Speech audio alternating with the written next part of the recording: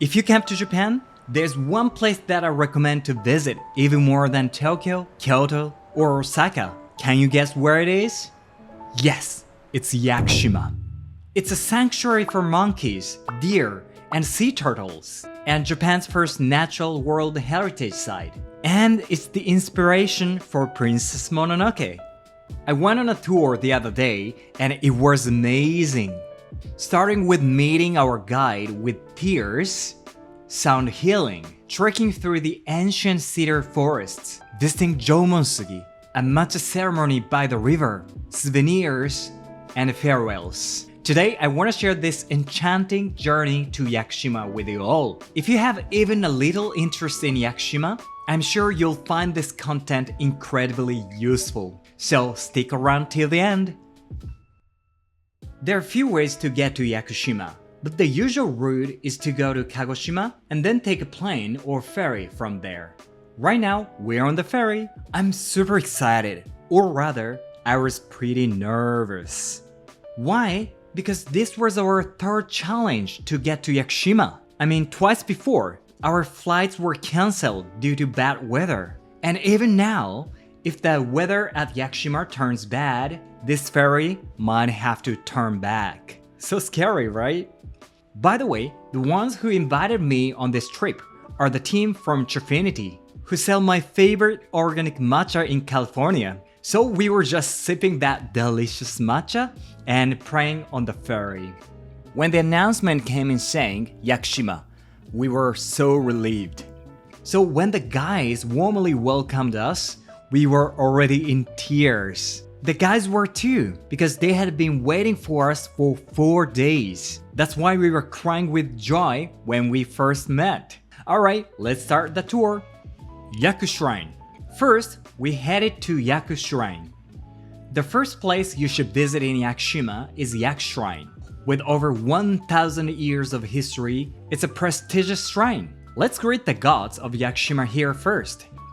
Here's a little secret about shrines. A shrine is a Shinto building.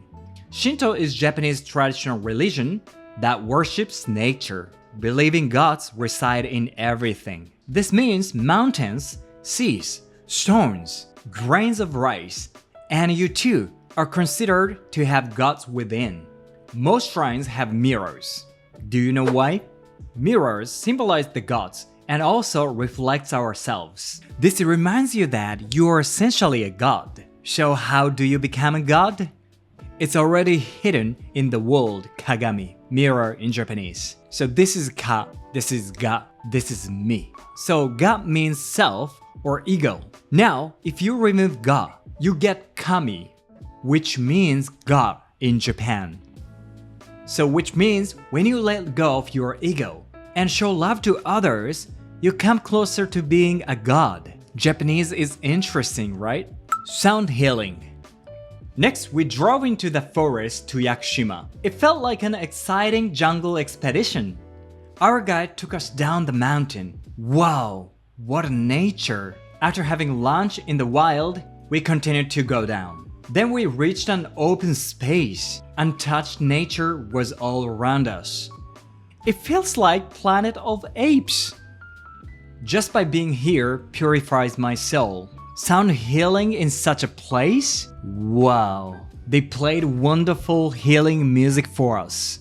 Yeah, I felt so purified that my body was turning into steam. Let's give you a little taste of it. Close your eyes and imagine yourself in this space. Take a deep breath. The vibes were beautiful. A collaboration of sound and soap bubbles was also great. Even the monkeys were drawn to it. Look at this. It was the best experience healing for both people and monkeys. After such an amazing sound healing session, we had to face reality. Yes, the preparation for tomorrow's Jomon Sugi trail. The hike takes about 10 hours round trip, so we rent all trekking shoes and bought some food for the hike. Jomon Sugi trekking tour. We woke up at 4 a.m., rubbing our sleepy eyes. First, we drove to the bus station. After an hour's drive, we reached the trailhead. We started trekking in the dark. Wow, it's a little bit scary. At first, we walked along railway tracks. Such an adventure, right? It gradually became brighter. The majestic scenery was thrilling. We ate breakfast at the rest stop, and our guide, Shima-chan, shared some hiking tips I'm gonna share with you. Basically, when you do the Jomon Sugi trail, you should go up as fast as possible. So that means don't take too many photos or videos. Just keeping climbing. Pass the people ahead and keep climbing. I'll explain the reason later. Before that, I'll share some tips for climbing. 4 tips for climbing. According to Shima-chan, keep this in mind while climbing. First, instead of lifting your knees, lean your body forward to naturally step to forward. Second, avoid moving your head up and down. Think of it as a no performance. Third, gently place your feet on the ground. This small detail makes a big difference between 20,000 steps. Fourth, for steep climbs, go slowly to avoid getting out of breath. So why climb fastly and steadily? You might be wondering. The reason is, it's less crowded. Yeah, I mean, most trekkers start hiking at the same time and take photos on the way up. This makes famous photo stops crowded. And when you reach Jomon Sugi, it's crowded too. But if you climb fastly and steadily, you reach Jomon Sugi earlier than other people and can take plenty of photos or videos. On top of that, on the way down, those photo spots are less crowded. So it's super efficient. Following these tips, we climbed fastly and steadily. Of course, we took breaks, took photos, but kept them to a minimal. Just kept climbing.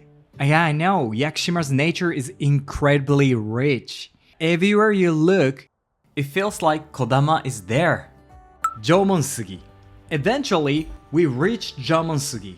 Jomon Sugi is estimated to be between 2,000 and 7,200 years old. Actually, this was my 3rd visit, but the sheer size always overwhelms me. So huge. This is something you should see at least once in your lifetime. Like the Grand Canyon. I think it changes your perspective on life. We took a picture together, and after that we went down slowly. While others struggled climbing up, we cheered them up and enjoyed the less crowded picture spots. 3 tips for descending. Next, Shima-chan shared tips for descending. First, move fluidly like water without stopping. Second, relax your upper body like a bird. Third, for steep descents, angle your body to always be able to catch yourself on the uphill side. 3 recommended spots. Here are 3 spots I recommend on the route to Jomon Sugi.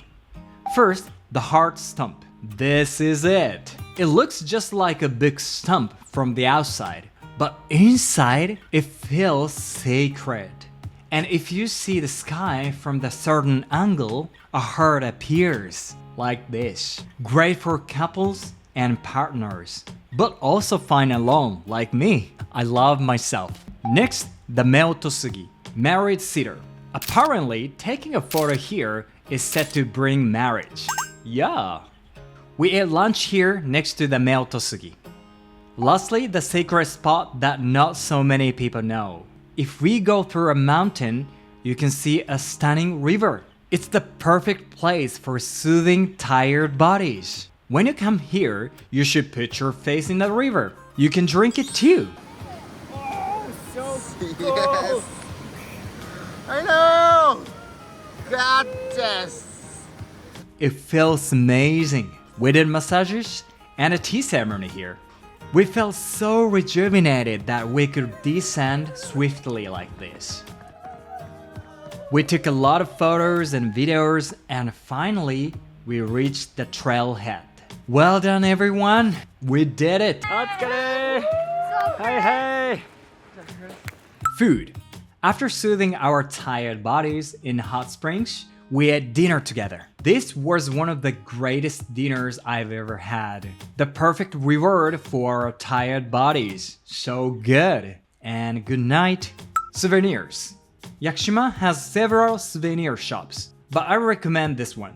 They sell various shapes and styles of yakusugi. You can customize its shape to your liking. The shop shapes it for you, and you finish it with sandpaper, like this. I decided to make a magatama, carved jewel. The special thing about yakusugi is its unique scent, kind of like the scent of the deep forest. The more you carve, the better it smells. Yeah, this is because yakusugi contains a lot of oil, a result of yakusugi's heavy rainfall. Usually wood would rot with so much rain, but yakusugi produces a lot of oil to prevent this. And this oil scent always takes me back to Yakushima.